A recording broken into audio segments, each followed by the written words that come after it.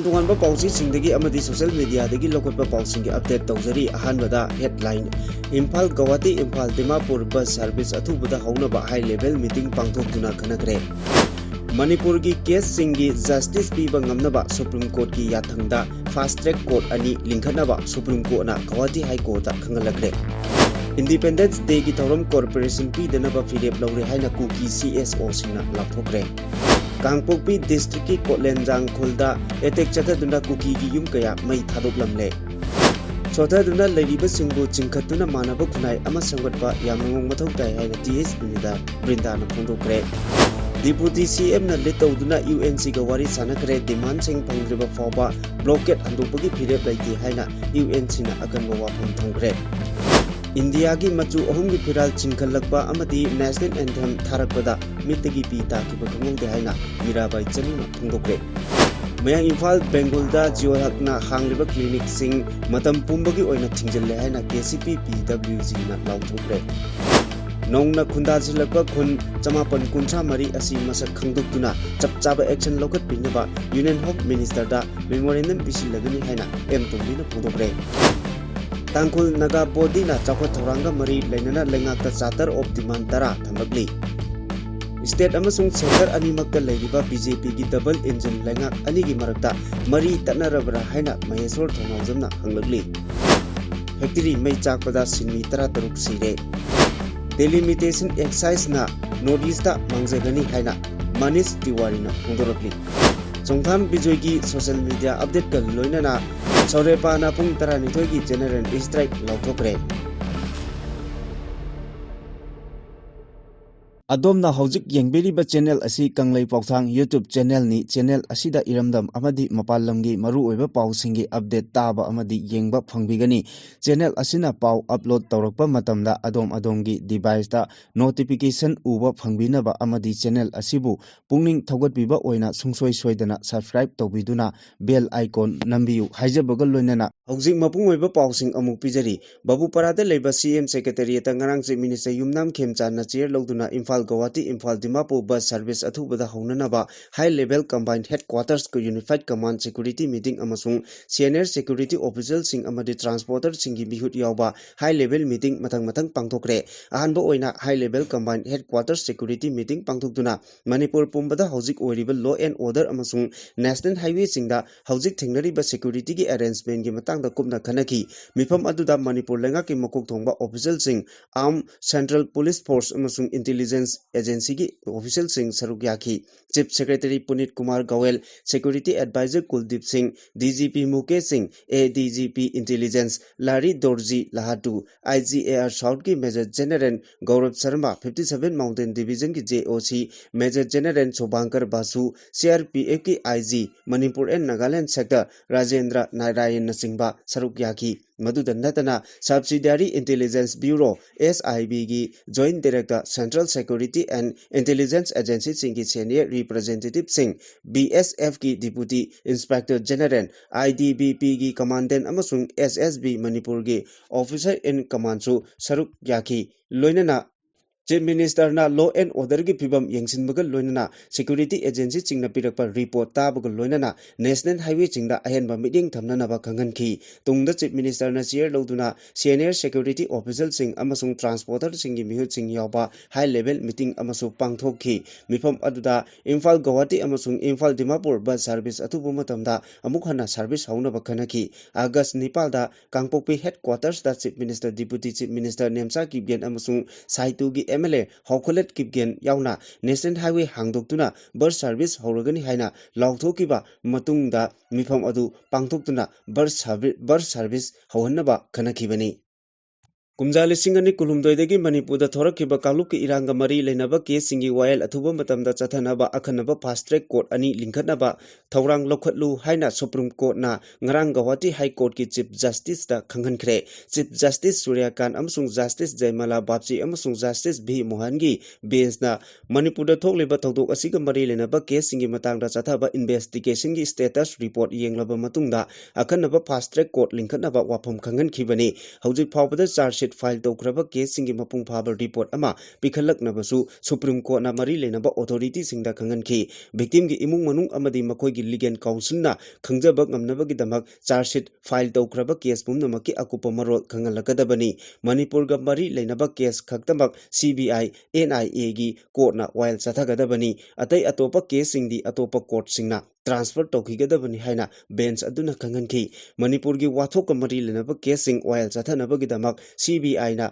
paikhatwa case singi tokhaiba court ama NIA gi case singi oiba tokhaiba court amaga linkhatpagi matangda Guwahati High Court ki Registrar General na status report ama mathangi hearing chathadringaida pikalaknabasu khanghanki Supreme Court ki bench aduna makhata na hai CBI amasung NIA na file tawrakpa case singi status report amasung investigation ki mong matau yengsinnaba thoksil ama semle CBI amasung NIA gi case sing painanaba special judge sing mangjongna hable adubu charge sheet file tawkraba case singi status report amadi case number na singba sing akupa warol sing khangalakpa leitri manipur gi wathok kamari lenaba case chathariba singi proceeding amasung mari leinaba record pumnamak victim gi imung manung amadi makhoi gi legal counsel na khangjanaba gi khudongchaba phanganbagi damak hairiba pandam asi akhanana thorang oina lokhalakpani hearing chathadringaida additional solicitor general Aswarya Baptina hai manipur gi wathok kamari leinaba case 38 CBI na fairi punna 12 gi file case file tokre case mari investigation gi thakta leiri amasung case mangagi closure report pisinkre charge sheet file tokraba case 12 gi manungda case ani pending da leiri NIA na case 13 paibe gi manungda case 13 gi charge sheet file tokre hari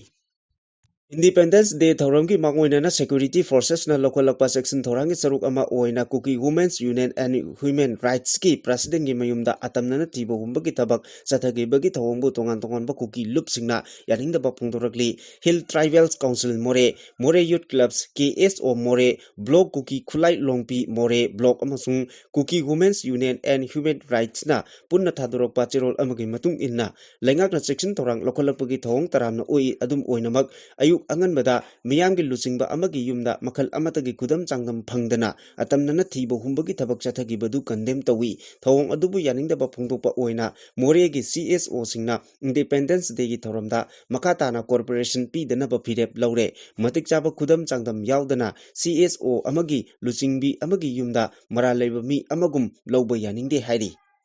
Makatarakpo pauda Kangpokpi district ki Kaile Jangkhulda NSCNIM amasung ZUFK gi keder sing oiramgani chingnaba singna attack chatharakre amadi yum kaya mai thadoklamle attack chatharambagi pau adu hojik social media da paktaknana sandorakli adum oinamak pau asi file toba matam phawbada official oiber report amata phangba ngamdri official oiber report amata phangdabana attack adu da asokapan yaukhibra natraga kaya yamna amang ata thokhrabage haibadi hojik phawbagi khangba ngamdri adum oinamak tharamliba yumsing adu Kuki singini hairi kailejang hairiba kul asi hana senapati district ki Sada Hills ki saruk ama oiramlaga haujikna Kangpokpi block ki manung channa leiba kul amani kul asi Kangpokpi ki town dagi kilometer 35 rom chatlaga leibani kumja lisingani 13 gi census ki matung inna kul asida khunja chamaga humpu khaktamak lei hairi madugi manungda marfu tarukna nupi aduga humbudra tare na nupi nupani kul asigi khunja ayamba lo singubana muruiba chinpam sing oibani hairi Lamdam asigi chothaduna ladiba miyoi singbu chingkhat piduna manaba kunai ama sangbatpa mathau tai haina ya school a sigi intending candidate thongnawjam Brindana phungdokre wapam asi Imphal West ki langjingda leiba Hope Home da changjapam loduna ladiba angang singi 13 suba mapo kumon amadi blessing day gi thoramda mahangna phungdokibani Home asigi angangda ikai khumnaba utpa oina tongan ba cultural program kaya ga loina na pangthokiba thoram aduda thongnawjam Brindana makata na hai mayum makai leitaba amadi mama mapa oiba singna inthokpiraba punsi haibasi khwaidagi tonba punsi ama oiribani maru oina nauna mama mapa kainakhibagi maichak adu mahaki maphamdasu leiribani adum oinamak lamdam asida chakhotpa khunai ama oige hairabadi sothana leiriba singbu chingkhatpiduna manaba khunai ama semba mathautai loinana manipur gi oina ngalingai matamda leiramba tola taraba singi masingdagi kumja lising ani kulumdoi dagi thoklakhiba irang asina maram oiraga amukka hena masing thingamdana hengalakli asigumba phibam asida lakpa haibasi lamdam asida afoba lengak leitabagi khudam oibata natana miyoiba singi marakta thak khetnabagi mityeng ꯊꯝꯅꯔꯛꯄ ꯑꯁꯤꯅ ꯑꯆꯧꯕ ꯃꯔꯝ ꯑꯃ ꯑꯣꯏꯔꯤꯕꯅꯤ ꯃꯔꯝ ꯑꯗꯨꯅ ꯑꯁꯤꯒꯨꯝꯕ ꯐꯤꯚꯝ ꯑꯁꯤ ꯀꯣꯛꯍꯟꯅꯕꯒꯤꯗꯃꯛ ꯂꯝꯗꯝ ꯑꯁꯤꯒꯤ ꯂꯩꯔꯤꯕ ꯁꯣꯊꯔꯕꯁꯤꯡꯕꯨ ꯍꯤꯔꯝ ꯈꯨꯗꯤꯡꯃꯛꯇ ꯁꯣꯁꯤꯌꯦꯜ ꯁꯦꯀ꯭ꯌꯨꯔꯤꯇꯤ ꯄꯤꯕ ꯑꯃꯗꯤ ꯑꯐꯕ ꯂꯩꯉꯥꯛꯂꯣꯟ ꯑꯃ ꯂꯩꯍꯟꯕ ꯍꯥꯏꯕꯁꯤ ꯌꯥꯝꯅꯃꯛ ꯇꯉꯥꯏꯐꯗꯦ ꯍꯥꯏꯅ ꯃꯈꯥ ꯇꯥꯅ ꯐꯣꯡꯗꯣꯛꯈꯤ ꯍꯣꯝ ꯑꯁꯤꯒꯤ founder APJ Abdul Kalam national awardee KH ꯅꯤꯜꯕꯤꯔꯅ ꯍꯥꯏ ꯍꯣꯝ ꯑꯁꯤꯗ ꯂꯩꯔꯤꯕ ꯈꯨꯗꯤꯡꯃꯛ ꯃꯍꯥꯛꯅ ꯄꯣꯛꯆꯕ ꯃꯆꯥ ꯑꯃꯒꯨꯝꯅ ꯌꯣꯛꯄꯤ ꯊꯥꯛꯄꯤꯗꯨꯅ ꯃꯍꯩ ꯃꯁꯤꯡ ꯐꯖꯅ ꯇꯝꯍꯟꯅꯕ ꯍꯣꯠꯅꯕꯗ ꯅꯠꯇꯅ ꯍꯥꯏꯔꯤꯕ ꯑꯉꯥꯡꯁꯤꯡ ꯑꯁꯤꯒꯤ ꯀꯔꯤꯒꯨꯝꯕ ꯑꯋꯥꯕ ꯂꯩꯔꯛꯄ ꯃꯇꯝꯗꯁꯨ ꯃꯥꯏꯀꯩꯗꯒꯤ ꯑꯉꯝꯕ ꯊꯥꯛꯇ ꯃꯦꯟꯈꯠꯅꯕ ꯍꯣꯠꯅꯔꯤ ꯑꯃꯗꯤ ꯍꯣꯝ ꯑꯁꯤꯅ ꯂꯤꯡꯈꯠꯈꯤꯕ ꯅꯨꯃꯤꯠ ꯑꯗꯨꯕꯨ ꯅꯤꯡꯁꯤꯡꯗꯨꯅ ꯃꯐꯝ ꯑꯁꯤꯗ ꯂꯩꯔꯤꯕ ꯑꯉꯥꯡꯁꯤꯡ ꯑꯁꯤꯒꯤ ꯃꯄꯣꯛ ꯀꯨꯝꯑꯣꯟꯒꯤ ꯊꯧꯔꯝ ꯑꯃ ꯑꯣꯏꯅ ꯉꯁꯤꯒꯤ ꯊꯧꯔꯝ ꯑꯁꯤ ꯄꯥꯡꯊꯣꯛꯄꯅꯤ ꯍꯥꯏꯅꯁꯨ ꯐꯣꯡꯗꯣꯛꯈꯤ ꯀꯨꯀꯤ ꯈꯨꯠꯂꯥꯏ ꯄꯥꯏꯕꯁꯤꯡꯅ ꯅꯥꯒꯥ ꯃꯤꯆꯝ 6 ꯍꯥꯠꯈꯤꯕꯒꯤ ꯃꯥꯌꯣꯛꯇ UNCꯅ ꯍꯧꯖꯤꯛ ꯆꯠꯊꯔꯤꯕ ꯃꯇꯝ ꯀꯛꯇꯕ ꯏꯀꯣꯅꯣꯃꯤꯛ ꯕ꯭ꯂꯣꯀꯦꯠ ꯑꯁꯤ ꯍꯟꯗꯣꯛꯅꯕꯒꯤ ꯃꯇꯥꯡꯗ ꯗꯤꯄꯨꯇꯤ ꯆꯤꯐ ꯃꯤꯅꯤꯁꯇꯔ ꯂꯣꯠꯁꯤ ꯗꯤꯈꯣ ꯑꯃꯁꯨꯡ ꯍꯣꯝ ꯃꯤꯅꯤꯁꯇꯔ ꯒꯣꯕꯤꯟꯗꯥꯁ ꯀꯣꯟꯊꯧꯖꯝꯅ ꯂꯤꯗ ꯇꯧꯕ ꯃꯤꯅꯤꯁꯇꯔꯤꯌꯦꯜ ꯇꯤꯝ ꯑꯃꯅ ꯁꯦꯅꯥꯄꯇꯤꯗ ꯆꯠꯇꯨꯅ UNCꯒꯤ ꯃꯤꯍꯨꯠꯁꯤꯡꯒ ꯋꯥꯔꯤ ꯁꯥꯟꯅꯈ꯭ꯔꯦ ꯑꯗꯨꯕꯨ UNCꯒꯤ ꯃꯥꯏꯀꯩꯗꯒꯤꯗꯤ ꯃꯈꯣꯏꯅ ꯇꯥꯜꯂꯤꯕ ꯆꯥꯔꯇꯔ ꯑꯣꯐ ꯗꯤꯃꯥꯟ 3 ꯄꯨꯈꯠꯂꯛꯈꯤꯕꯒ ꯂꯣꯏꯅꯅ ꯗꯤꯃꯥꯟꯁꯤꯡ ꯑꯁꯤ ꯐꯪꯗ꯭ꯔꯤꯕ ꯐꯥꯎꯕ ꯕ꯭ꯂꯣꯀꯦꯠ ꯍꯟꯗꯣꯛꯄꯒꯤ ꯋꯥꯐꯝ ꯂꯩꯇꯦ ꯍꯥꯏꯅ ꯂꯩꯉꯥꯛꯇ ꯑꯀꯟꯕ ꯋꯥꯐꯝ ꯊꯝꯂꯛꯈ꯭ꯔꯦ ꯄ꯭ꯔꯦꯁꯅ ꯐꯪꯕ ꯄꯥꯎꯒꯤ ꯁꯣꯔꯁ ꯑꯃꯒꯤ ꯃꯇꯨꯡ ꯏꯟꯅ ꯁꯦꯅꯥꯄꯇꯤꯗ ꯕꯥꯏ ꯔꯣꯗꯇ ꯆꯠꯇꯨꯅ ꯋꯥꯔꯤ ꯁꯥꯟꯅꯈꯤꯕ ꯑꯗꯨꯗ ꯃꯅꯤꯄꯨꯔ ꯂꯩꯉꯥꯛꯀꯤ ꯃꯥꯏꯀꯩꯗꯒꯤ deputy chief minister Losii Dikho home minister Govindas Konthoujam MLA T Robindro MLA P Brojen MLA G Kumo Sha Manipur ꯂꯩꯉꯥꯛꯀꯤ ꯁ꯭ꯄꯣꯛꯁ ꯄꯔꯁꯟꯁꯨ ꯑꯣꯏꯔꯤꯕ MLA doctor TH Radheshyam MLA Nurul Hasan MLA Khashim Vashum MLA ꯑꯋꯝꯕꯝ ꯅꯤꯃꯥꯏ ꯑꯃꯁꯨꯡ MLA ꯖꯥꯝꯍꯦꯂꯨꯡ ꯄꯥꯟꯃꯩ ꯁꯔꯨꯛ ꯌꯥꯈꯤ UNCꯒꯤ ꯃꯥꯏꯀꯩꯗꯒꯤꯅ ꯀꯥꯎꯟꯁꯤꯜ ꯑꯁꯤꯒꯤ ꯄ꯭ꯔꯁꯤꯗꯦꯟꯠ ꯂꯨꯆꯤꯡꯕꯒꯤ ꯃꯤꯑꯣꯏ 9ꯒꯤ ꯗꯤꯂꯦꯒꯦꯁꯟ ꯑꯃꯅ ꯁꯔꯨꯛ ꯌꯥꯈꯤ ꯉꯔꯥꯡ ꯑꯌꯨꯛ ꯄꯨꯡ 11ꯗꯒꯤ ꯍꯧꯅ ꯁꯦꯅꯥꯄꯇꯤꯗ ꯂꯩꯕ CMꯗ ꯍꯣꯜꯗ ꯆꯠꯊꯈꯤꯕ ꯃꯤꯐꯝ ꯑꯗꯨꯗ ꯂꯩꯉꯥꯛꯀꯤ ꯃꯥꯏꯀꯩꯗꯒꯤ UNCꯅ ꯍꯧꯖꯤꯛ ꯆꯠꯊꯔꯤꯕ ꯕ꯭ꯂꯣꯀꯦꯠ ꯑꯁꯤ ꯍꯟꯗꯣꯛꯅꯕ ꯌꯥꯝꯅ ꯀꯟꯅ ꯑꯄꯤꯜ ꯇꯧꯈꯤ ꯑꯗꯨꯕꯨ UNCꯒꯤ ꯃꯥꯏꯀꯩꯗꯒꯤ ꯃꯈꯣꯏꯅ ꯇꯥꯜꯂꯤꯕ ꯗꯤꯃꯥꯟꯁꯤꯡ ꯑꯁꯤ ꯐꯪꯗ꯭ꯔꯤꯕ ꯐꯥꯎꯕ ꯕ꯭ꯂꯣꯀꯦꯠꯀꯤ ꯈꯣꯡꯖꯪ ꯍꯟꯗꯣꯛꯄꯒꯤ ꯋꯥꯐꯝ ꯑꯃꯠꯇ ꯂꯩꯇꯦ ꯃꯈꯣꯏꯒꯤ ꯗꯤꯃꯥꯟꯁꯤꯡ ꯑꯁꯤ ꯊꯕꯛꯇ ꯑꯣꯟꯊꯣꯛꯇ꯭ꯔꯕꯗꯤ ꯍꯦꯟꯅ ꯑꯀꯟꯕ ꯈꯣꯡꯖꯪ ꯆꯪꯁꯤꯜꯂꯛꯈꯤꯒꯅꯤ ꯍꯥꯏꯅ ꯂꯩꯉꯥꯛꯇ ꯑꯀꯟꯕ ꯋꯥꯐꯝ ꯊꯝꯂꯛꯈꯤ ꯋꯥꯔꯤ ꯁꯥꯟꯅꯈꯤꯕ ꯑꯗꯨꯗ ꯁꯔꯨꯛ ꯌꯥꯈꯤꯕ ꯃꯅꯤꯄꯨꯔ ꯂꯩꯉꯥꯛꯀꯤ ꯁ꯭ꯄꯣꯛꯁ ꯄꯔꯁꯟ ꯑꯣꯏꯔꯤꯕ ꯗꯥꯛꯇꯔ TH ꯔꯥꯙꯦꯁ꯭ꯌꯥꯝꯅ ꯄꯥꯎꯃꯤꯁꯤꯡꯒ ꯎꯅꯕ ꯑꯃꯗ ꯐꯣꯡꯗꯣꯛꯈꯤꯕꯗ ꯉꯁꯤ ꯅꯥꯀꯜ ꯑꯅꯤꯅ ꯋꯥꯔꯤ ꯁꯥꯟꯅꯔꯤꯕ ꯑꯁꯤ ꯑꯍꯥꯟꯕ ꯇꯥꯡꯀꯛꯀꯤꯅꯤ ꯋꯥꯔꯤ ꯁꯥꯟꯅꯕ ꯍꯧꯕꯗ ꯉꯥꯏꯔꯤ ꯉꯁꯤꯒꯤ ꯋꯥꯔꯤ ꯁꯥꯟꯅꯕ ꯑꯁꯤ ꯑꯥꯏꯁ ꯕ꯭ꯔꯦꯛ ꯁꯦꯁꯟ ꯑꯃꯒꯨꯝꯕꯅꯤ ꯍꯥꯏꯈꯤ ꯗꯤꯁꯇ꯭ꯔꯤꯛ ꯔꯣꯜꯕꯦꯛ ꯑꯃꯁꯨꯡ ꯁꯨ ꯑꯦꯕ꯭ꯔꯣꯒꯦꯁꯟ ꯇꯧꯅꯕꯒꯤ ꯃꯇꯥꯡꯗ MLA ꯔꯥꯙꯦꯁ꯭ꯌꯥꯝꯅ ꯍꯥꯏꯈꯤꯕꯗ ꯇꯥꯡꯀꯛ ꯀꯌꯥ ꯊꯣꯛꯅ ꯋꯥꯔꯤ ꯁꯥꯟꯅꯔꯕ ꯃꯇꯨꯡꯗ ꯃꯁꯤꯒꯤ ꯐꯜ ꯂꯥꯛꯀꯗꯕꯅꯤ ꯁꯨ ꯑꯦꯕ꯭ꯔꯣꯒꯦꯠ ꯇꯧꯕ ꯍꯥꯏꯕꯗꯨꯗꯤ ꯁꯦꯟꯇ꯭ꯔꯦꯜ ꯒꯚꯔꯟꯃꯦꯟꯠꯀꯤ ꯄꯣꯂꯤꯁꯤꯅꯤ ꯍꯥꯏꯈꯤ ꯋꯥꯔꯤ ꯁꯥꯟꯅꯈꯤꯕ ꯑꯗꯨꯒꯤ ꯃꯇꯥꯡꯗ UNCꯒꯤ ꯄ꯭ꯔꯁꯤꯗꯦꯟꯠ NG ꯂꯣꯍꯣꯔꯅ ꯐꯣꯡꯗꯣꯛꯈꯤꯕꯗ ꯋꯥꯔꯤ ꯁꯥꯟꯅꯈꯤꯕ ꯑꯗꯨꯒꯤ ꯃꯇꯥꯡꯗ ꯒꯚꯔꯟꯃꯦꯟꯠꯀꯤ ꯃꯥꯏꯀꯩꯗꯒꯤ ꯑꯅꯧꯕ ꯀꯝꯃꯨꯅꯤꯀꯦꯁꯟ ꯑꯃꯠꯇ ꯐꯪꯕ ꯂꯩꯇꯦ ꯑꯃꯁꯨꯡ ꯃꯈꯥ ꯇꯥꯅ ꯁꯦꯗ꯭ꯌꯨꯜ ꯇꯧꯕ ꯂꯩꯇꯦ ꯍꯧꯈꯤꯕ ꯑꯥꯒꯁꯠ 3ꯗ ꯏꯝꯐꯥꯜꯗ UNCꯒꯤ ꯀꯥꯡꯕꯨꯁꯤꯡꯒ ꯋꯥꯔꯤ ꯁꯥꯟꯅꯅꯕ ꯒꯚꯔꯟꯃꯦꯟꯠꯀꯤ ꯃꯥꯏꯀꯩꯗꯒꯤ ꯄ꯭ꯔꯄꯣꯖ ꯇꯧꯔꯛꯈꯤꯕ ꯂꯩ ꯑꯗꯨꯕꯨ ꯍꯥꯏꯔꯤꯕ ꯅꯨꯃꯤꯠ ꯑꯗꯨ ꯅꯥꯒꯥ ꯐ꯭ꯔꯦꯝꯋꯥꯔꯛ ꯑꯦꯒ꯭ꯔꯤꯃꯦꯟꯠꯀꯤ ꯑꯦꯅꯤꯚꯔꯁꯔꯤ ꯑꯣꯏꯕꯅ ꯌꯩꯊꯣꯛꯈꯤꯕꯅꯤ ꯍꯧꯖꯤꯛ ꯂꯩꯔꯤꯕ ꯁꯤꯆꯨꯋꯦꯁꯟ ꯑꯁꯤ ꯌꯦꯡꯂꯒ ꯂꯩꯉꯥꯛꯀ ꯋꯥꯔꯤ ꯁꯥꯟꯅꯕꯗꯨ ꯁꯦꯅꯥꯄꯇꯤ ꯗꯤꯁꯇ꯭ꯔꯤꯛꯇ ꯑꯣꯏꯅ ꯆꯠꯊꯅꯕ ꯈꯪꯍꯟꯈꯤꯕꯅꯤ UNCꯒꯤ ꯃꯥꯏꯀꯩꯗꯒꯤꯗꯤ ꯀꯨꯀꯤꯁꯤꯡꯅ ꯐꯥꯔꯒ ꯇꯝꯊꯤꯅ ꯍꯥꯠꯄꯤꯈ꯭ꯔꯕ ꯅꯥꯒꯥ 6ꯀꯤ ꯍꯛꯆꯥꯡ ꯑꯗꯨ ꯍꯧꯖꯤꯛꯁꯨ ꯖꯦꯅꯤꯝꯁꯀꯤ ꯃꯣꯛꯇ ꯂꯩꯔꯤꯕꯅꯤ ꯃꯤꯍꯥꯠ ꯑꯁꯤꯒ ꯃꯔꯤ ꯂꯩꯅꯅ UNCꯅ ꯇꯥꯜꯂꯤꯕ ꯗꯤꯃꯥꯟꯁꯤꯡ ꯑꯗꯨ ꯐꯪꯗ꯭ꯔꯤꯕ ꯐꯥꯎꯕ ꯈꯣꯡꯖꯪ ꯍꯟꯗꯣꯛꯄꯒꯤ ꯋꯥꯐꯝ ꯑꯃꯗꯤ ꯐꯤꯔꯦꯞ ꯑꯃꯠꯇ ꯂꯩꯇꯦ ꯀꯨꯀꯤ ꯃꯤꯂꯤꯇꯦꯟꯠ ꯒ꯭ꯔꯨꯞꯁꯤꯡꯒ ꯇꯧꯅꯔꯤꯕꯁꯨ ꯑꯦꯒ꯭ꯔꯤꯃꯦꯟꯠ ꯈꯨꯗꯛꯇ ꯑꯦꯕ꯭ꯔꯣꯒꯦꯠ ꯇꯧꯒꯗꯕꯅꯤ ꯅꯥꯒꯥ ꯃꯤꯆꯝ 6 ꯑꯗꯨ ꯐꯥꯔꯒ ꯍꯥꯠꯈꯤꯕꯗ ꯆꯦꯟꯅꯕ ꯂꯩꯂꯣꯟ ꯄꯥꯏꯐꯩꯒꯤ ꯆꯤꯞ ꯌꯥꯎꯅ ꯑꯇꯩ ꯃꯔꯥꯜ ꯂꯩꯕꯁꯤꯡ ꯃꯤꯍꯥꯠ ꯑꯁꯤꯗ ꯆꯦꯟꯅꯔꯤꯕ KNFPꯒꯤ ꯀꯦꯗꯔꯁꯤꯡ ꯐꯥꯔꯒ ꯃꯇꯤꯛ ꯆꯥꯕ ꯆꯩꯔꯥꯛ ꯄꯤꯒꯗꯕꯅꯤ KNFP ꯑꯁꯤ ꯇꯦꯔꯣꯔꯤꯁꯠ ꯑꯣꯔꯒꯅꯥꯏꯖꯦꯁꯟ ꯑꯃ ꯑꯣꯏꯅ ꯂꯥꯎꯊꯣꯛꯀꯗꯕꯅꯤ deputy chief minister NEMCHA KIPGEN ꯑꯁꯤ KNOPꯒꯤ ꯄ꯭ꯔꯁꯤꯗꯦꯟꯠ ꯁꯤꯝꯇꯦꯡꯊꯥꯡꯒꯤ ꯂꯣꯏꯅꯕꯤ ꯑꯣꯏꯕꯅ ꯃꯍꯥꯛꯅ ꯍꯧꯖꯤꯛ ꯄꯥꯏꯔꯤꯕ DY.CMꯒꯤ ꯄꯣꯁꯠ ꯑꯁꯤꯗꯒꯤ ꯂꯧꯊꯣꯛꯀꯗꯕꯅꯤ ꯍꯥꯏꯕ ꯗꯤꯃꯥꯟꯁꯤꯡ ꯑꯁꯤꯅꯤ ꯀꯃꯟꯋꯦꯜꯊ ꯒꯦꯝꯁꯀꯤ ꯚꯤꯛꯇꯣꯔꯤ ꯁ꯭ꯇꯦꯟꯗ ꯂꯦꯞꯂꯤꯉꯩꯗ ꯏꯟꯗꯤꯌꯥꯒꯤ ꯃꯆꯨ ꯑꯍꯨꯝꯒꯤ ꯐꯤꯔꯥꯜ ꯆꯤꯡꯈꯠꯂꯛꯄ ꯑꯃꯗꯤ ꯅꯦꯁꯅꯦꯜ ꯑꯦꯟꯊꯦꯝ ꯊꯥꯔꯛꯄꯗ ꯃꯤꯠꯇꯒꯤ ꯄꯤ ꯇꯥꯈꯤꯕ ꯈꯪꯍꯧꯗꯦ ꯍꯥꯏꯅ ꯒ꯭ꯂꯥꯁꯒꯣ ꯀꯃꯟꯋꯦꯜꯊ ꯒꯦꯝꯁꯇ ꯏꯟꯗꯤꯌꯥꯒꯤ ꯒꯣꯜꯗ ꯃꯦꯗꯜ ꯂꯧꯔꯛꯈ꯭ꯔꯕ ꯁꯥꯏꯈꯣꯝ ꯃꯤꯔꯥꯕꯥꯏ ꯆꯅꯨꯅ ꯐꯣꯡꯗꯣꯛꯈ꯭ꯔꯦ ꯋꯥꯐꯝ ꯑꯁꯤ ꯄ꯭ꯔꯥꯏꯝ ꯃꯤꯅꯤꯁꯇꯔ ꯅꯔꯦꯟꯗ꯭ꯔ ꯃꯣꯗꯤꯅ ꯒ꯭ꯂꯥꯁꯒꯣ ꯀꯃꯟꯋꯦꯜꯊ ꯒꯦꯝꯁꯀꯤ ꯃꯦꯗꯂꯤꯁꯠꯁꯤꯡꯒ ꯋꯥꯔꯤ ꯁꯥꯟꯅꯕꯒꯤ ꯊꯧꯔꯝ ꯑꯃꯗ ꯐꯣꯡꯗꯣꯛꯈꯤꯕꯅꯤ ꯄ꯭ꯔꯥꯏꯝ ꯃꯤꯅꯤꯁꯇꯔ ꯅꯔꯦꯟꯗ꯭ꯔ ꯃꯣꯗꯤꯒꯤ ꯑꯣꯐꯤꯁꯤꯌꯦꯜ ꯔꯦꯁꯤꯗꯦꯟꯁꯇ ꯉꯔꯥꯡ ꯄꯥꯡꯊꯣꯛꯈꯤꯕ ꯀꯃꯟꯋꯦꯜꯊ ꯒꯦꯝꯁꯀꯤ ꯃꯦꯗꯂꯤꯁꯠꯁꯤꯡꯒ ꯎꯅꯕꯒꯤ ꯊꯧꯔꯝ ꯑꯗꯨꯗ Mirabai YADABEIꯅ makha tana hai mikup adu yamnasu harauba amasung yamnasu pukning nungsikhiba ama oiki mikup aduda Paris Olympic ta kilogram amakhak khenabadagi gold medal phangba ngamhokdaba adusu ningsinglakhi madugi matungda haukiba sahi mari rom asida kudong chadaba kaya ama mayoknaduna lakhibani asok apan amadi imung manunggi oiba isu kaya amasu thengnakhi Commonwealth Games ki victory stand da leplaga mittagi pi takhiba aduna sahi marigi mamangdagi khanjinduna lakiba khamjinduna lakiba awaba kaya adu kokpagum thokhi haina phungdokhi Mayang Imphal Bengal dagi Phusam Jihol Hak Apopagi Ming MD Jalauddin Hariba Miyoi Asina Churachandpurda Masagi Piles Clinic Amadi Mayambagi Mingdana Clinic Spec Dukan Amadi Goddess Dukan Hangduna Masigi Pijang Marumda Drug Yonthok Yonsin Tobagi Drama Chathare Amadi Churachandpurdagi Pusilakpa Drug Singna Mayang Imphal gi Miyoi Kayada Supply Tawi Haibasi Lupki Anti Drug Cell gi Timna Yamna Kumna Thijilubada Khangbangamle Haina Aine Thingraba Manipur gi Lalolu Oiriba Kangla Pao Communist Party KCP PWGMC Unification na Kangbangamle Haina Loop Asigi PRO Singhingan Manukuyek Piduna Tadorokpa Chirol Amagi Matungina Hari Chirol Asigi Makha Tarakpada Masida Natana Kekrupat Yaripok Amadi Mayang Imphal da Clinic Hangduna Praja Singi Mitta Ut Chaiduna Piles Lying Bagi Mingda Manungda Chathariba Awon Arunba Draki Karbar Loinana Piles ki Hidak Amada Maman Lupa Chama Dagi Chani Pawbada Phangba Hidakta Che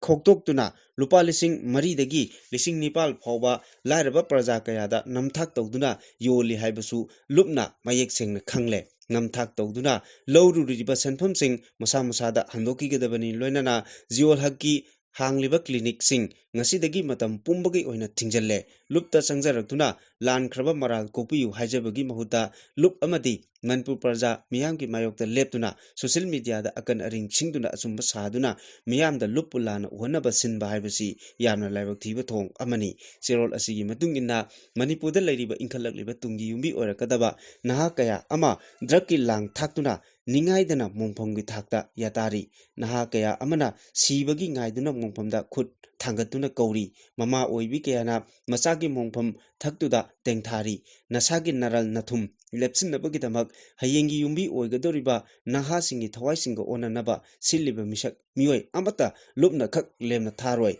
Yolmi Haki Clinic Singda Ladiba Staff Sing Mahaka Naksin Nadanaba Lupki Maikidigi Aroiba Oina Warning Asi Thamlakli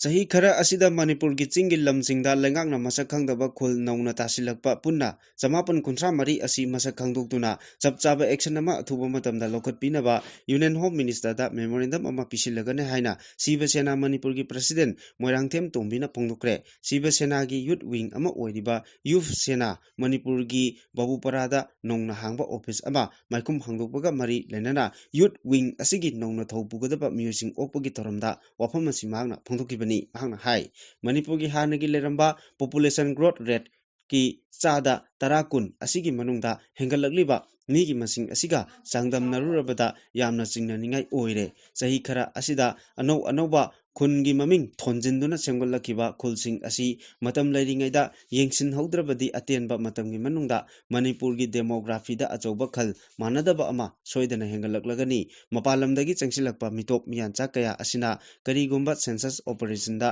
ming yaukhiba tarabadi tungda semdokpa yaroidaba achoba asoiba data ama census record asi lehoragani loinana Aranba census record ta yumpham oiraga amuk delimitation process tawkrabadi maduna amuka hena mangjaba ama lakani masi thogalloisi harabadi census operation pangtoktringaida hana NRC update tahoba natana atopa ubalambi leiroi haiba wafam pongdokhi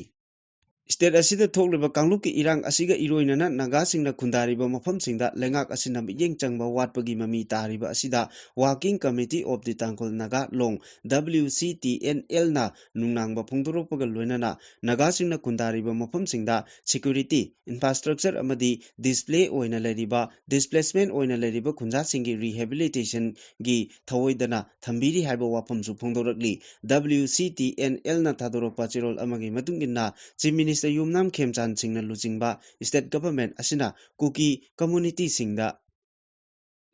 ꯑꯍꯦꯟꯕ ꯃꯤꯠꯌꯦꯡ ꯊꯝꯂꯤ ꯑꯗꯨꯒ Naga civil society ꯑꯣꯔꯒꯅꯥꯏꯖꯦꯁꯟꯁꯤꯡꯗꯅ ꯃꯇꯝ ꯀꯌꯥꯗꯒꯤ ꯇꯥꯜꯂꯤꯕ ꯗꯥꯕꯤꯁꯤꯡ ꯊꯑꯣꯏꯗꯅ ꯊꯝꯂꯤ ꯍꯥꯏꯅ ꯃꯔꯥꯜ ꯁꯤꯔꯛꯂꯤ ꯆꯦꯔꯣꯜ ꯑꯁꯤꯒꯤ ꯃꯇꯨꯡ ꯏꯟꯅ ꯂꯩꯉꯥꯛ ꯑꯁꯤꯅ ꯅꯥꯒꯥꯁꯤꯡꯅ ꯈꯨꯟꯗꯥꯔꯤꯕ ꯃꯐꯝꯁꯤꯡꯗ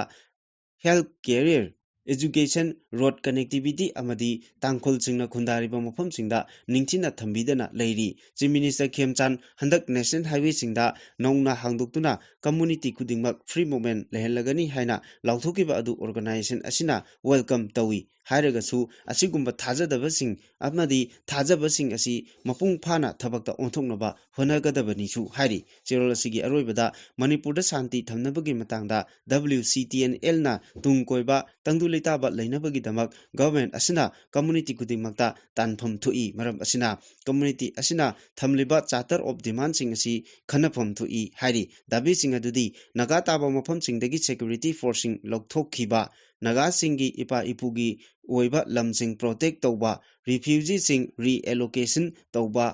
illegal migrant singi matakta action loba IDP sing masa masa gi yumda hanjil hanba Kuki Millitant Singi Taunariba su agreement loisinba drug network singi matakta action loba ain kaina khundariba singi eviction tauba tangkhul victim singi justice phanganba amadi liangmai naga victim singi justice phanganba asini su lauthoku hairaga changdokkiba state ki issue sing amata tabidaba center na haiba tadaba yade haiduna har ghar tiranga haiduna kumhai amagum BJP gi Manipur lengak amasung center ani gi mari asi tatnarabra natraga mihut singi wa amata tabidarabra haina mahesor thongnawjamna wahang hanglakli hiramasiga mari leinana mahakna thadorokwa video release amada Manipurda miyamgi mihut ni haiduna lariba sing asi hojik matam khajikta ngasilaklaba asi fawbada masagi puwari amasung thongna phudokwa ngamdaba miyamgi ni laibaki ni haiba thabak amata mating phudoklaga tawba ngamdabagi mami ama chauna uriba asi laibak thiba amani Manipurda sahi ahum hena thoklakliba irang asigi matangda mamangda palamba lengakna Manipur Legislative Assembly gi floor da ruling opposition amata oina yanaduna Manipurdagi kuki khulai paiba single lainariba su agreement lokthoknaba haiduna warep lokhi adubu warep adu thabakta onthokpadi lairadana hojik centerna agreement adu makhatana sangthakre masina takpadi Manipur lengaki wa asi centerna tabide Manipurgi miyamna thagatkiba mihutching asi phawba centerna usitte haiba mayek sengna taklabani asigi phibam asida leirabadi Manipur miyambu center lengakna karida usitgadori masigi sumatakta hojik Manipurda leiriba lengak BJP na lusingba lengakni centerda leiriba asisu BJP gi ni chap mane masida Manipur lengaki wa amata tabidriba asi tasengna tadribra natraga aikhoigi mihutchingna center yawnaba haidribra haibasi achobu wang ama oiri mahakna makhatana hai hojik Manipurgi miyamna Manipurbu kanjanaba census tawdringai NRC hana taw Meitei singbu ST list chalalu haibana chingba wafam kaya thamli hojik oiriba center amasung Manipur lengak anigi mari asida wafam sing asi thabakta onthokpa ngamdabra haibasi hena chingnaba ama ohele miyamgi pressure na lengakna center da haire hairabasu center na tabidaba amadi tho'uba ama tawraga adumak thaidokibagi mami chauna tari haiba wafam pongdoragli Saudi Arabia ki konung Riyadh Dhata da leiba sofa saba factory ama mai chakalakpada Bangladesh ki sinmi 13 sire haina official singna laukthokre Musa Sunaya Industrial area da ngarang numidang thodok asi thokibani Bangladesh ki Ministry of Foreign Affairs na pibam asi yengsin kibaga loinana Riyadh Dhata da leiba Bangladesh embassy singa Saudi Arabia gi official singa unaduna thawai yaudraba hakchang singadu maribakta pukinaba thorang lokpa hogre Welfare and Overseas Employment Minister Ariful Haq Chowdhury na thawai yaudraba hakchang singadu thuba matamda puraknaba kangan kibaga loinana laikhidraba singi imung manungda lengaki maikidagi matik chaba compensation pigani haina laukthokre Saudi Arabia da hojik Bangladeshi lakh 35 rom tongan ba sinpham singda thabak suduna leiri haiba wafam su thamlakli Hojik BJP na lusingba government asina Manipur pumbagi oina changsilagliba delimitation exercise asi akanba mongda yaningdaba phongdokladuna Congress ki MP Manish Tiwari na delimitation exercise asina awang nongpok kha Bharat amasung awang Bharat ki state singda chauna mangjaba oiragani haina section wa thamkibaga loinana delimitation na kana gadoriba asi supnatagi Central India khaktani hari delimitation ki warep logdringai gi mangoinana international board ka thengnana leiriba awang nongpok amasung awang nongpok Bharat ta leiriba state singa ꯀꯨꯞꯅ ꯈꯟꯅꯕ ꯃꯊꯧ ꯇꯥꯏ ꯍꯥꯏꯕ ꯋꯥꯐꯝꯁꯤꯡ ꯐꯣꯡꯗꯣꯛꯂꯗꯨꯅ MP ꯇꯤꯋꯥꯔꯤꯅ ꯍꯥꯏ ꯗꯦꯂꯤꯃꯤꯇꯦꯁꯟ exercise ꯑꯁꯤ ꯊꯕꯛꯇ ꯑꯣꯟꯊꯣꯔꯛꯄꯗ regional ꯔꯤꯄ꯭ꯔꯖꯦꯟꯇꯦꯁꯟꯗ ꯆꯥꯎꯅ ꯈꯦꯠꯅꯍꯜꯂꯒꯅꯤ ꯍꯥꯏꯔꯤ ꯆꯍꯤ ꯈꯔꯒꯤ ꯃꯃꯥꯡꯗꯒꯤ ꯈꯥ ꯚꯥꯔꯠꯇ ꯄꯣꯄꯨꯂꯦꯁꯟ ꯀꯟꯇ꯭ꯔꯣꯜ ꯇꯧꯗꯨꯅ ꯏꯟꯗꯤꯌꯥꯒꯤ ꯄꯣꯄꯨꯂꯦꯁꯟ ꯀꯟꯇ꯭ꯔꯣꯜꯒꯤ ꯊꯝꯈꯤꯕ ꯄꯥꯟꯗꯝ ꯍꯦꯟꯅ ꯃꯥꯏ ꯄꯥꯛꯍꯟꯈꯤꯕ ꯁ꯭ꯇꯦꯠꯁꯤꯡ ꯑꯁꯤꯗꯁꯨ ꯗꯦꯂꯤꯃꯤꯇꯦꯁꯟ ꯑꯁꯤꯅ ꯀꯥꯟꯅꯕ ꯄꯤꯕꯒꯤ ꯃꯍꯨꯠꯇ ꯑꯃꯥꯡꯕ ꯑꯣꯏꯔꯒꯅꯤ ꯍꯥꯏꯕꯒꯤ ꯆꯦꯛꯁꯤꯟ ꯋꯥꯐꯝ MP ꯇꯤꯋꯥꯔꯤꯅ ꯊꯝꯂꯤ MP ꯇꯤꯋꯥꯔꯤꯒꯤ ꯋꯥꯐꯝ ꯑꯁꯤ ꯀꯟꯁꯇꯤꯇ꯭ꯌꯨꯁꯟꯒꯤ 131 ꯁꯨꯕ ꯑꯦꯃꯦꯟꯗꯃꯦꯟꯠ ꯕꯤꯜ ꯑꯃꯁꯨꯡ ꯗꯦꯂꯤꯃꯤꯇꯦꯁꯟ ꯕꯤꯜ 2013ꯀꯤ ꯈꯟꯅ ꯅꯩꯅꯕꯗ ꯄꯣꯂꯤꯇꯤꯀꯦꯜ ꯗꯤꯕꯦꯠ ꯑꯃꯗ ꯐꯣꯡꯗꯣꯛꯈꯤꯕꯅꯤ ꯃꯍꯥꯛꯅ ꯍꯥꯏ ꯄ꯭ꯔꯄꯣꯖ ꯇꯧꯔꯤꯕ ꯂꯦꯖꯤꯁꯂꯦꯁꯟ ꯑꯁꯤꯅ ꯍꯥꯟꯅ ꯄꯥꯁ ꯇꯧꯗꯨꯅ ꯂꯩꯈ꯭ꯔꯕ ꯋꯨꯃꯦꯟꯁ ꯔꯤꯖꯔቬꯁꯟ ꯑꯦꯛ 2019 ꯑꯗꯨ ꯑꯃꯨꯛ ꯍꯟꯅ ꯑꯦꯃꯦꯟ ꯇꯧꯕꯒ ꯃꯔꯤ ꯂꯩꯅꯍꯜꯂꯤ ꯍꯧꯈꯤꯕ ꯑꯦꯄ꯭ꯔꯤꯜ ꯊꯥꯗ ꯄꯥꯡꯊꯣꯛꯈꯤꯕ ꯕꯖꯦꯠ ꯁꯦꯁꯟꯗꯁꯨ ꯑꯦꯃꯦꯟ ꯑꯁꯤ ꯃꯥꯏꯊꯤꯈ꯭ꯔꯕꯅꯤ ꯃꯍꯥꯛꯅ ꯍꯥꯏ ꯗꯦꯂꯤꯃꯤꯇꯦꯁꯟ ꯄ꯭ꯔꯣꯁꯦꯁ ꯑꯁꯤꯗ ꯇꯥꯡꯗꯨꯅ ꯋꯨꯃꯦꯟ ꯔꯤꯖꯔቬꯁꯟ ꯑꯁꯤ ꯏꯝꯄ꯭ꯂꯤꯃꯦꯟꯠ ꯇꯧꯅꯕ ꯁꯦꯟꯇꯔꯅ ꯍꯣꯠꯅꯔꯣꯏꯗꯕꯅꯤ ꯒꯚꯔꯟꯃꯦꯟꯠ ꯑꯁꯤ ꯋꯨꯃꯦꯟꯁ ꯔꯤꯖꯔቬꯁꯟ ꯕꯤꯜ ꯑꯁꯤ ꯏꯝꯄ꯭ꯂꯤꯃꯦꯟꯠ ꯇꯧꯒꯦ ꯍꯥꯏꯔꯕꯗꯤ ꯍꯧꯖꯤꯛ ꯂꯩꯔꯤꯕ ꯂꯣꯛ ꯁꯚꯥꯒꯤ ꯁꯤꯠ 594 ꯑꯁꯤꯗꯒꯤ ꯁꯔꯨꯛ 3 ꯊꯣꯛꯄꯒꯤ ꯑꯃ ꯋꯨꯃꯦꯟꯁ ꯔꯤꯖꯔቬꯁꯟ ꯄꯤꯕ ꯌꯥꯔꯦ ꯃꯁꯤ ꯏꯝꯄ꯭ꯂꯤꯃꯦꯟꯠ ꯇꯧꯕꯒꯤ ꯃꯍꯨꯠꯇ ꯋꯨꯃꯦꯟ ꯔꯤꯖꯔቬꯁꯟ ꯍꯥꯏꯅ ꯉꯥꯏꯗꯨꯅ ꯂꯩꯔꯤ ꯍꯥꯏꯕ ꯋꯥꯐꯝ ꯐꯣꯡꯗꯣꯛꯈꯤ ꯃꯈꯥ ꯇꯥꯔꯛꯄ ꯄꯥꯎꯗ ꯁꯥꯟꯇꯤ ꯄꯥꯝꯕꯒꯤꯗꯃꯛ CM ꯁ꯭ꯔꯤ Y ꯈꯦꯝꯆꯥꯟ ꯀꯥꯡꯄꯣꯛꯄꯤꯗ ꯆꯠꯂꯨꯔꯦ ꯗꯤꯄꯨꯇꯤ CM ꯅꯦꯝꯆꯥ ꯀꯤꯞꯒꯦꯟꯁꯨ ꯏꯝꯐꯥꯜꯗ ꯂꯥꯛꯐꯝ ꯊꯣꯛꯇꯕ꯭ꯔꯥ ꯍꯥꯏꯅ ꯁꯣꯁꯤꯌꯦꯜ ꯃꯤꯗꯤꯌꯥꯗ ꯆꯣꯡꯊꯥꯝ-ꯕꯤꯖꯣꯏꯅ ꯍꯪꯂꯛꯄꯒ ꯂꯣꯏꯅꯅ ꯑꯁꯨꯝꯅ ꯃꯈꯥ ꯇꯥꯔꯛꯂꯤ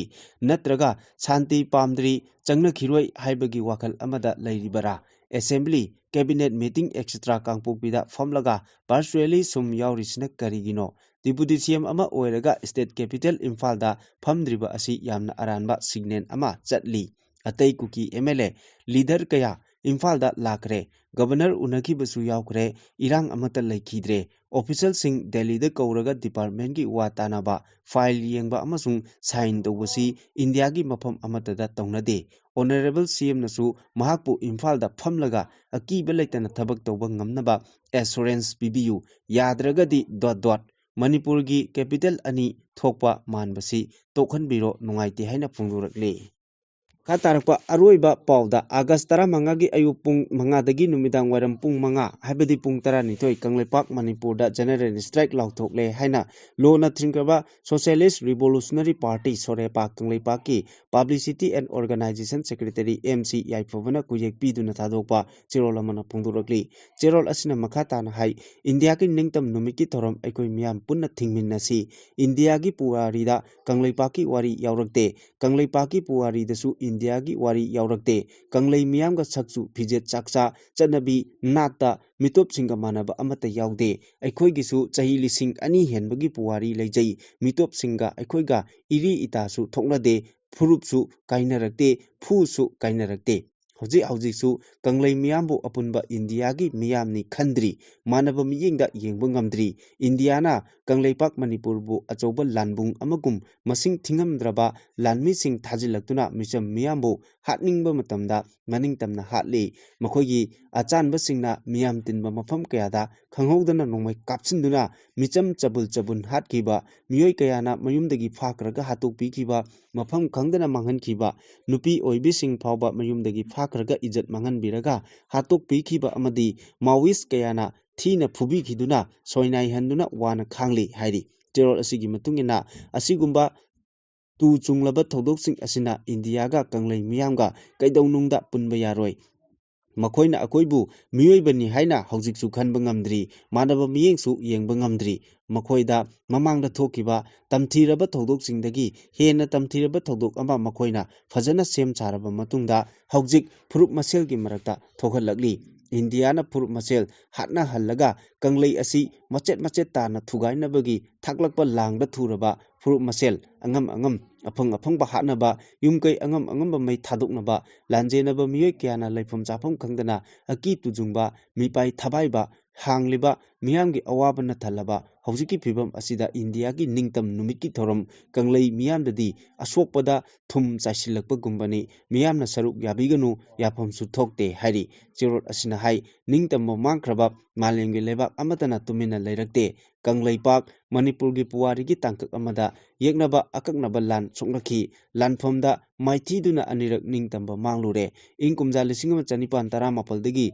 1923 ꯐꯥꯎꯕ ꯑꯋꯥꯒꯤ ꯃꯈꯨꯠꯇ माइतीदुना चही तरेट खुन ताकलुरे कुमजा 1994 दगी 1998 फाउबा चही 53 ब्रिटिश की मिफा मखा पोलुरे कुमजा 1994 दगी ngasi फाउबना इंडिया की मिखा पोना अमुक हिंगली अवागी मखुता कंगलेपाकना चही तरेट खुन ताकलुबा मतमदा निंगथोंग मचासिंग अमदी मियामना तुमिना खक लैरक्ते हाइना फोंदोरक्ले